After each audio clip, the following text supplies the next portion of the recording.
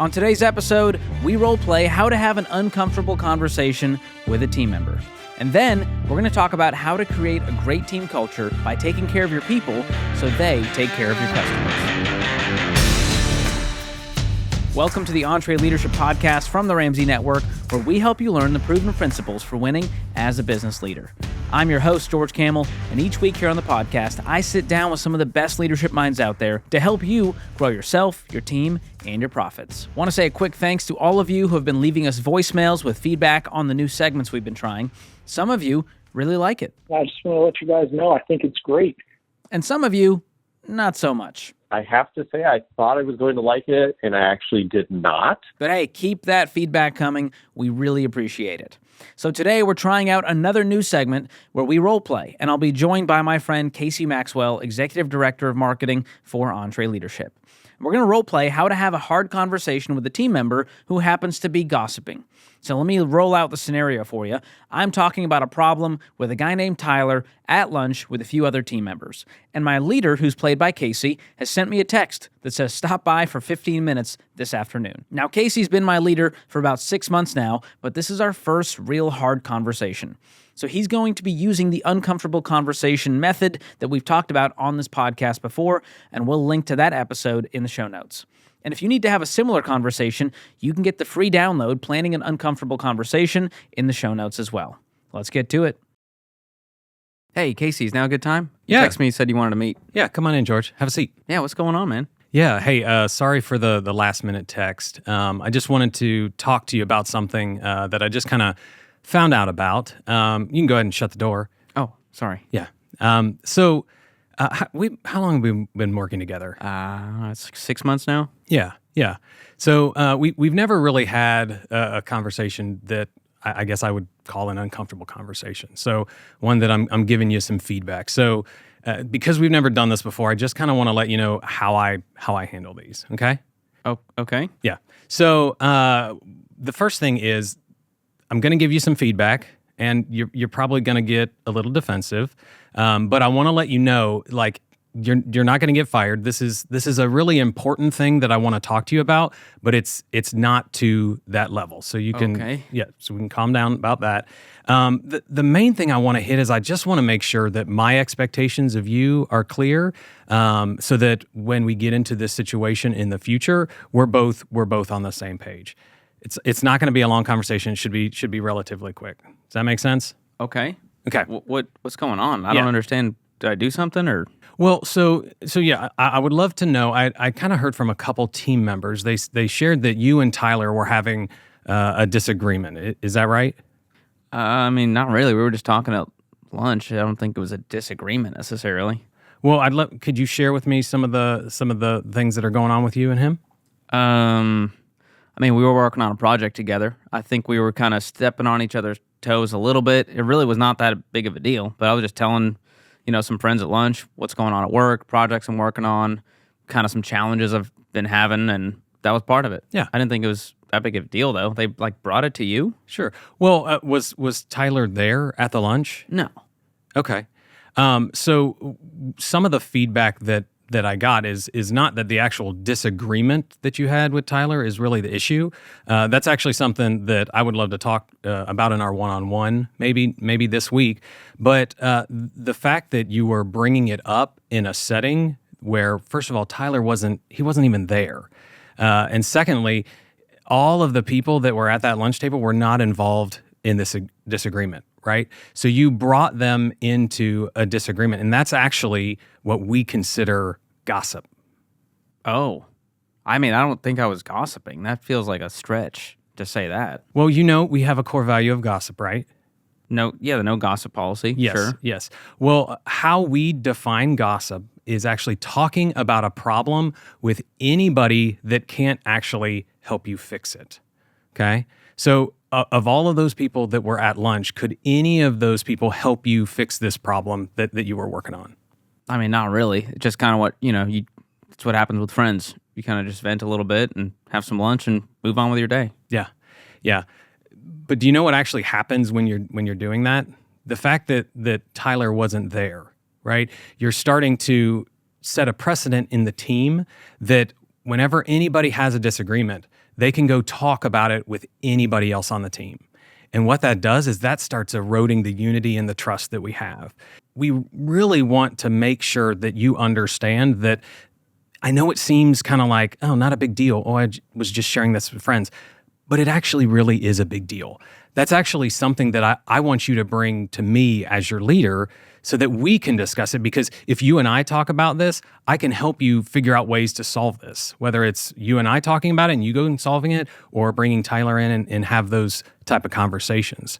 Like, is there a reason you've never brought that up in any of our one-on-ones? I mean, honestly, I just know you're so busy, and half our one-on-ones have to get rescheduled because a fire comes up. And so when we meet, it's all business. It's just tactical. Here's what's going on. Is the project, are we on track? What's the numbers? What's the results? And so I haven't really felt like it was that kind of dynamic to where I'm bringing you menial little problems. Yeah. I didn't want to bring you into the drama. I know you got a lot going on. Yeah. I mean, I appreciate that. I really do.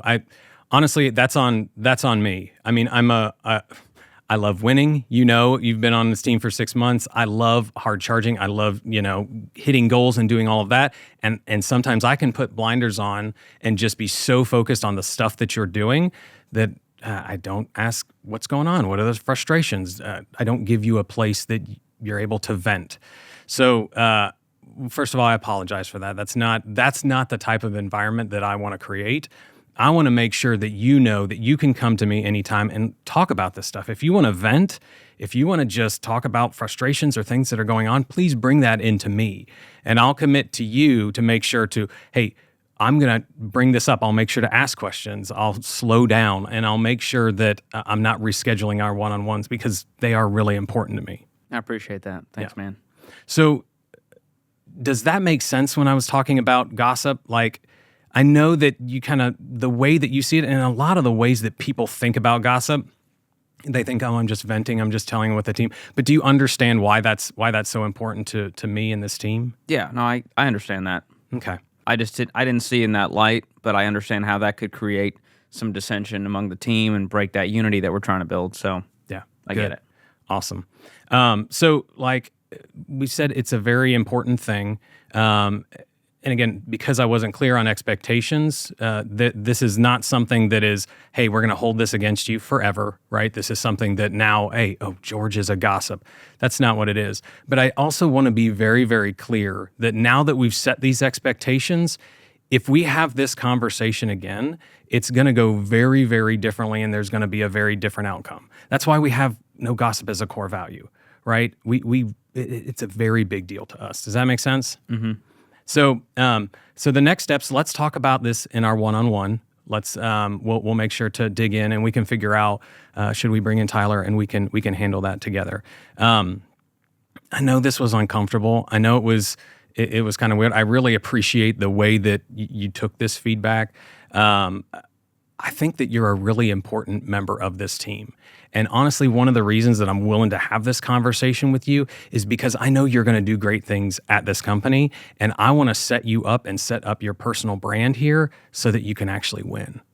So let's talk about this again in our one-on-one after you've kind of had time to process this. I know this was kind of dropped on you, but take some time, think about it. If anything felt off or weird, or like you still had more questions, we can talk about it then. Sound good? Cool, man. Thanks. Awesome. I appreciate you, George. You too, man. Do you want me to leave the door open? Yeah, you can leave it open. Awesome. Big thanks to Kacy for joining us for that new segment. Thank you for showing us how to have an uncomfortable conversation the right way.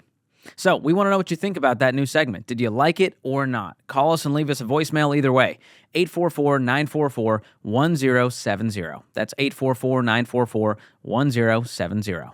All right, coming up next, how to create a great team culture by taking care of your people so they take care of your customers. Our guest to talk about that is Will Guidara. He was one of our amazing speakers at the EntreLeadership Summit event earlier this year, and he's got a new book out with the same title as his talk, Unreasonable Hospitality. Will's the former co-owner of Make It Nice, which is a hospitality group that included 11 Madison Park, the NoMad restaurants, Davies and Brook at the Claridge Hotel, and Made Nice. He's also the co-founder of the Welcome Conference and a founding member of the Independent Restaurant Coalition. Now, at EntreLeadership, we coach and teach business leaders the importance of a company culture. You've got to build it and protect it by taking care of your team. And Will is a master at this, so we're excited to have him on to show us tactical ways we can get there. So let's get to it. Here's our conversation. Will, it is so great to have you on the EntreLeadership podcast. How are you? I'm doing really well, man. Thanks for having me. Well, I loved your EntreLeadership Summit talk. You were a fan favorite at our event earlier this year in Orlando, and we're pumped that you're back here on the podcast to talk about a similar topic. You had a talk on unreasonable hospitality, and a lot of that is focused around team culture.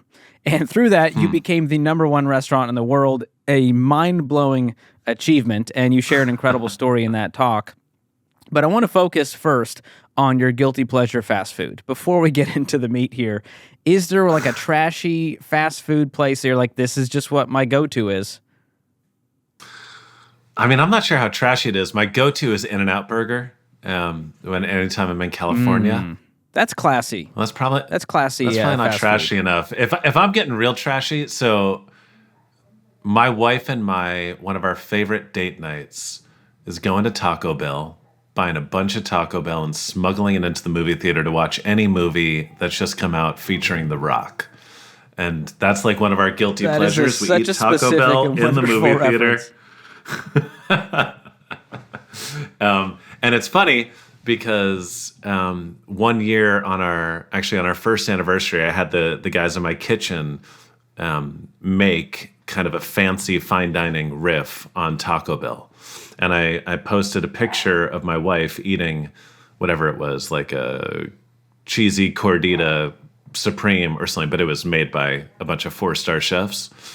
And the executive chef of Taco Bell DM'd me on Instagram after I posted that. Oh my gosh. And invited my wife and I to take over the corporate kitchen at Taco Bell, where we just spent an hour making whatever we wanted in the kitchen. And ate quite a bit of Taco Bell. So that made it maybe less trashy, but well, I think that's my answer.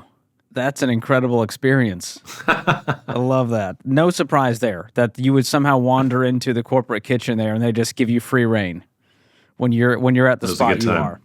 So, well, let's talk about team culture. A lot of what you talk about with hospitality and kindness and generosity, obviously it affects the customers, which is what we're here for, but it also affects the team. So what do you think makes up a great team culture, if you had to sum it up? Well, yeah, and I would go so far as to say you start with the team, because if you're not investing that same amount of energy into your team, your chances of succeeding in delivering any sort of reasonable level of service or hospitality to the guest is, well, you're not going to succeed, right? Like you start, I can only touch so many tables in the restaurants, right? I need to make sure I'm investing in my team such that they are doing what I would be doing with the tables if I were there. I think there's two things. In no particular order. I think the first thing that's so important in any culture is normalizing feedback, both praise and criticism. Identifying the power of praise, right? I think when people do a good job, getting your entire team to understand how important it is to consistently catch people doing things right and celebrate them publicly and with emotion. Because praise is addictive. The moment you get it, that's the same moment you want to get more of it. But criticism is as important, if not more important. One of the things I say is praise is affirmation, but criticism is investment. And when I say normalize a culture of feedback, it's getting your entire team to not get defensive when they are criticized, but rather to understand that when someone on the team takes the time to criticize them, that's actually the most profound way that person could possibly invest in that person's growth. So creating a culture where feedback, positive and constructive, is delivered consistently, and creating a culture where people are welcoming of criticism and not just of praise. I think the second thing is building a culture of collaboration, though, and I think that's perhaps the most important thing. Creating an environment and building the systems such that every single person on the team has an opportunity to speak into the direction you're going. Giving people that sense of ownership, giving them the ability not just to be in a position where they're executing someone else's vision, but where they're able to influence where you're going based on their own ideas and their own creativity. The moment that people on your team feel a sense of ownership in where you're going, they're going to work that much harder to help you get there.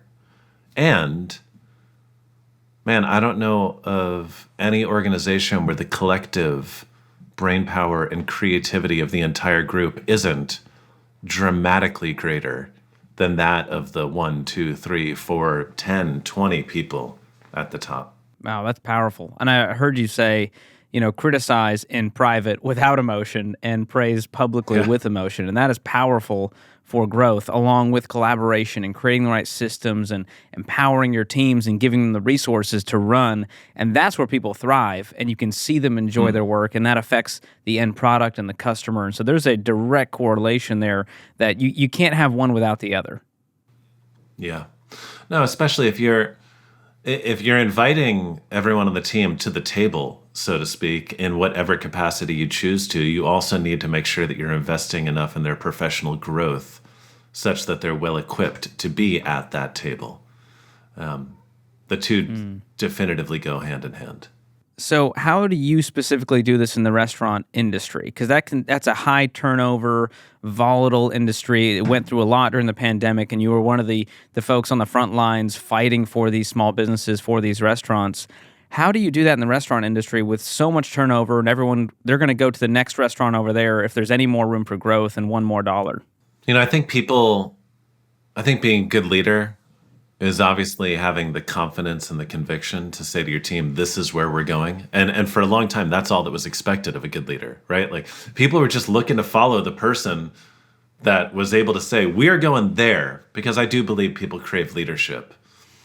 But at some point over the last 30 years, people aren't satisfied with that alone. They also need to understand why they're going there.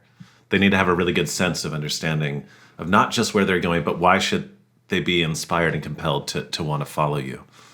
I think there's nuanced ways to inspire collaboration and collective creativity, which is just making sure that you encourage people, that you share, your doors are always open, and then that the first time someone comes to you with an idea, you handle it in the right way, because that first time you can either extinguish that flame, and they are very hard to light once you have, or you can stoke it to the point that it becomes a bonfire. But I think there's systems you can set up. Every year, for the first day of the year, some years it was the first couple days of the year, we would close our restaurant and we would do a strategic planning meeting. Now, to the point of telling people why they should follow you, we had our mission statement, and the mission statement changed a couple times over the 15 or so years I was there, but every year we had our vision statement. So this is what we want to accomplish this year. And then we'd have 3 strategies, the things that we wanted to focus on to help us accomplish that. And then the entire day, or 2 days or 3 days, depending on the year, would be the team coming with specific and actionable ideas to help us with those strategies accomplish that vision. And the ideas that came out of those meetings were some of the ideas that I really believe took us to the top. And so, okay, that's a system, right? You are investing time and money. It costs money to close your business to the public. You are giving people a sense of ownership in where you're going. And in response to that, you're getting great ideas, and you're getting people who feel much more connected to your mission because they had a hand in writing it. The last part, which I've seen some people adopt the strategy but miss this last thing, which is so, so important, is to make sure when someone on your team has an idea and it's good enough to put into effect, you need to make sure you shine a light on those people and celebrate them like crazy for being the person that helped move you forward. It's important to bring people to the table. It's important to mine their creativity. It's perhaps the most important to give them all the credit when they do. Recognition is huge there. And I remember you in talking about how the bus boys and the food runners had some of the best ideas to get to the number one restaurant in the world, which is where you guys ended up. And it just reminded me to not rely just on your executive leadership team, but to invite the team in, to empower them, and then to give them that recognition when there is a great idea and when it's implemented. So that's such great reminders, and you've lived this out for many, many years. Well, yeah, and I mean, listen, you come up with ideas that are focused on one of two things, either the experience you're giving to the guests or the experience you're giving to the team, right? And no matter how good I am at what I do, there's going to be some surprising ideas that come around how we can craft a better experience for the guests. But the experience we give to the team, there's no one better suited than a busboy to come up with a new idea on how we can be a higher functioning team, either in how we're taking care of them or in the systems that are established that they can thrive more effectively in their roles than them. They're certainly more well equipped to do that than I am. I think a lot of the time people get to a certain level in the hierarchy and they're so excited to finally have responsibility that they don't want to share it. Having the confidence to recognize that even when you're the boss, the people that work for you might have better ideas than you do. I think that's a dramatic secret to success. Yeah, you got to swallow your pride there and admit that the team may have some great ideas and I'm not the savior here. That's huge. Or rather than swallowing your pride, actually feel proud of the fact that you hired such amazing people that they have that much to contribute. You know? That's huge. Yeah. That's the part of the one of the hardest parts as a business owner is hiring people who are really talented, who care deeply, and sometimes they're going to be more talented than you are in a lot of areas. And so that's a good thing that you should be proud of for sure. So in your book, releasing tomorrow, as of the date of this episode, you've got this great story about the time your dad told you about corporate smart versus restaurant smart. What was that about? Yeah, and this, by the way, does not apply just to restaurants. I think it applies to all businesses. So I worked for a guy named Danny Meyer, who's one of the great restaurateurs in America, and he's grown his company to the point where it's a very big company. But when I worked for him, there were only 4 restaurants. And I loved my job there, but my dad effectively made me quit to go work for a company called Restaurant Associates, a big, big company. And the reason he did was because of this exact thing that you're bringing up. He said that Danny's company was restaurant smart, and he wanted me to learn from a company that was corporate smart in hopes that one day I could build a company that was both restaurant and corporate smart. The distinction between those two things he would describe as where the highest paid people worked. Were they in the restaurants themselves, or were they at the corporate level? Because where the highest people work dictates a lot about what the company is. And really, it's a conversation around control versus creativity. In a restaurant smart company, the restaurants are dynamic, collaborative, creative environments where when you go there to dinner, there's exciting things happening on the menu. There's exciting things happening with service because the people making the decisions that impact your experience are there. They're the ones delivering it to you. I talk about feeling that sense of ownership. They don't have like bumpers in a bowling alley. They can color outside of the lines and they can do what feels right. And they know better than anyone what feels right because they're there serving their guests. That said, because there's no corporate oversight, there are no controls, and those businesses end up being a lot less profitable. On the corporate smart side, there's high-functioning accounting, HR, purchasing departments who can really streamline the operations and build in the kind of operational efficiencies that make those businesses great businesses. And the thing I learned doing both is my gosh, there is unbelievable tension between control and creativity. But both of those things are required if you want to do something of significance. Because at the end of the day, the more profitable a business is, the better it can be because it has more resources to invest in making the experience great. And at the same time, empowering the people on the front line to actually come up with their own ideas and feel the sense of empowerment and autonomy that they really own the experience, it results in them giving much more of themselves to it. And so understanding that those are both important, understanding that there will always be tension between them, it's about leaning in and embracing that tension and really working hard to thread the needle.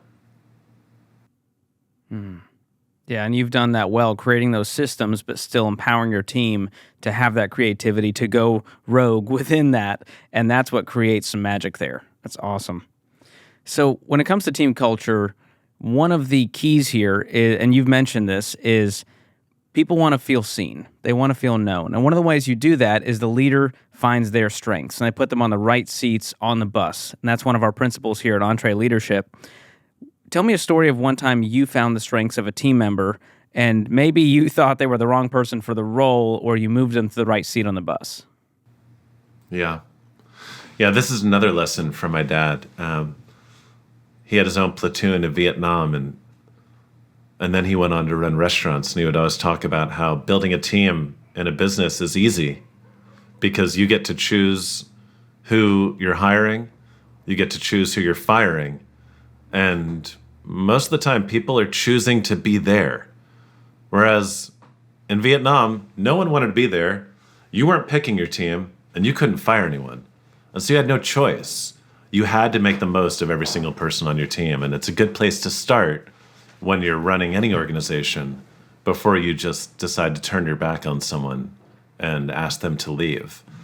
I mean, man, that happened all the time. The one that comes to mind, I think I wrote about him in the book, was this one guy who was a food runner. And at a restaurant like 11 Madison Park, a food runner needs to know every single thing about every ingredient on the plate that's being brought to the guest, right? They need to know where that vinegar is from and how long it was aged and what was the name of the woman that raised the goats that made the goat cheese, and what is this wine, where is it from? What's the terroir? Is it cold in all this stuff, right? They need to know all that stuff, not because we're telling everyone everything, but because you need to be ready with that information in the event someone asks, or if you're present enough with them to recognize that that's something they'd want to know. This guy was not a good student.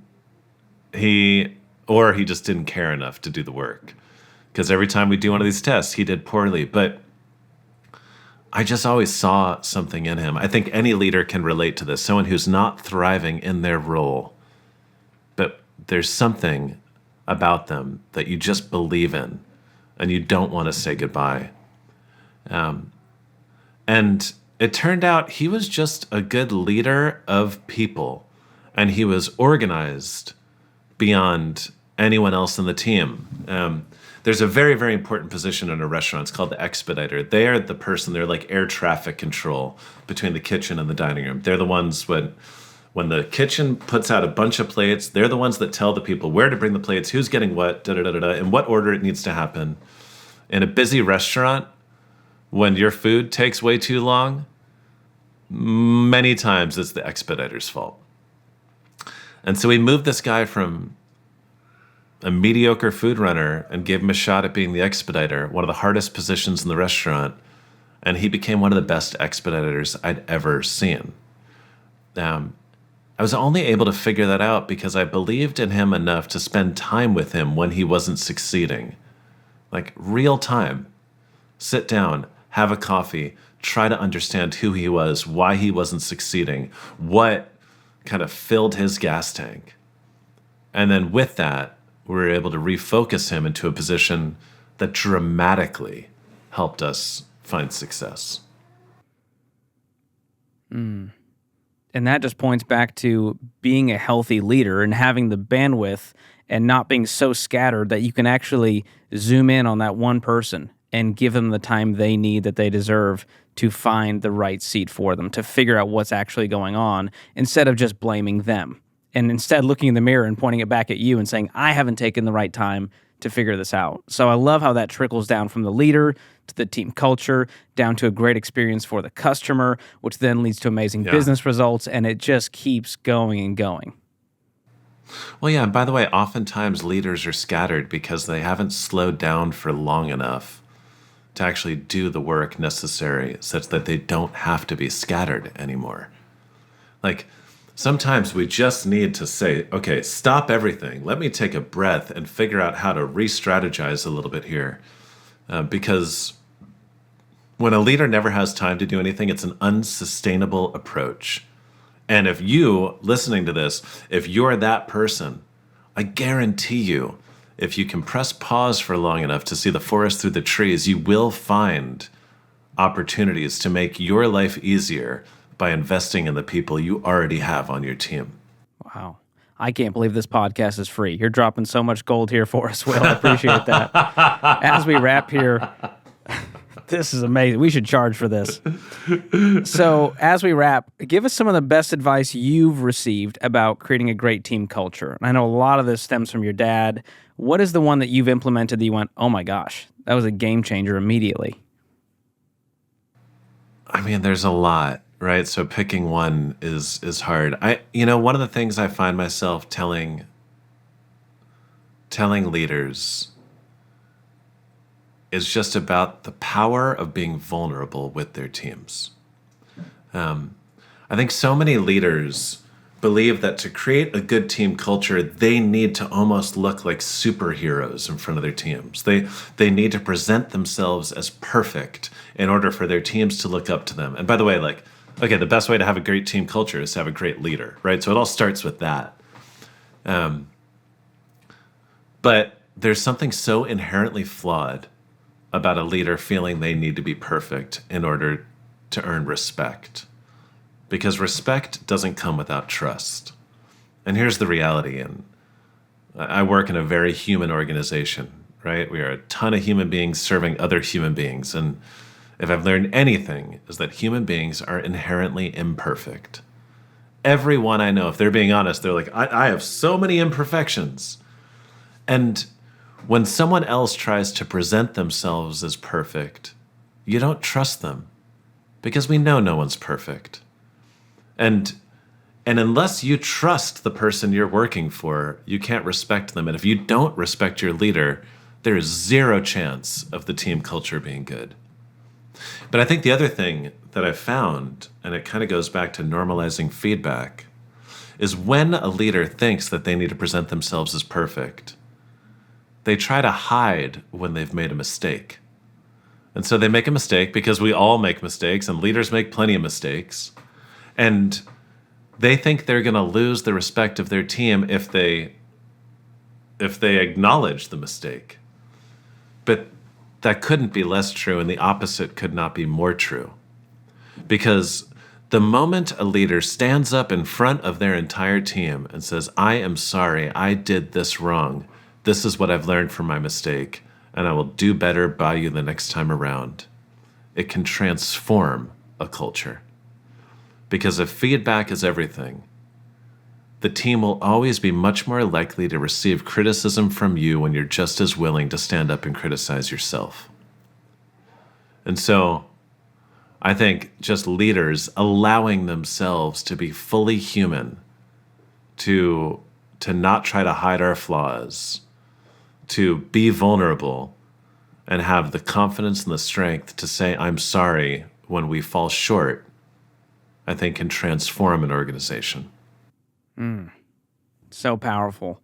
Will, we are so proud of everything you've accomplished. You deserve every ounce of it, and we're so excited for your new book, Unreasonable Hospitality. We scratched the surface today, and I think a lot of leaders listening need to go pick up that book to get more gold that you've dropped today. So thank you so much for your time. It was an honor to have you on the podcast. Thank you, man. I'm just such a big fan of that entire community, and it was an honor to be here. Huge thanks to Will Guidara for joining us today. Make sure you check out his new book, Unreasonable Hospitality. We've got a link for you in the show notes. So here's the thing. Talking about leadership is easy. Doing it is really hard. And there's no such thing as a born leader. Leaders are built, so you've got to keep building. And that's why we host EntreLeadership Summit every single year.